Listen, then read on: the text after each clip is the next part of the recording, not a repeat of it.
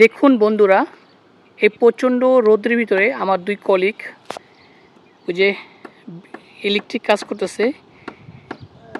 এটার নিচেই রয়েছে মহিলাদের নামাজের স্থান। তো এখানে যারা মহিলারা যেন আসতে পারে সঠিকভাবে সুন্দরভাবে, ওদিক থেকে যেন আসতে পারে, এই কার জন্য একটু লাইট লাগানো হচ্ছে এখানে 100 ওয়াটের।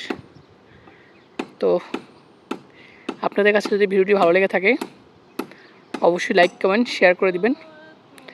এখন সামনে মাহে রমজান, এই কারণে মসজিদের একটু কাজের চাপটা বেশি, কেননা সচরাচর মহিলারা নামাজে আসে না। তো রমজান তো সামনে, এই কারণে আর কি প্রত্যেকটা মসজিদের কাজ বেশি। তো আমাদের জন্য দোয়া করবেন ইনশাল্লাহ।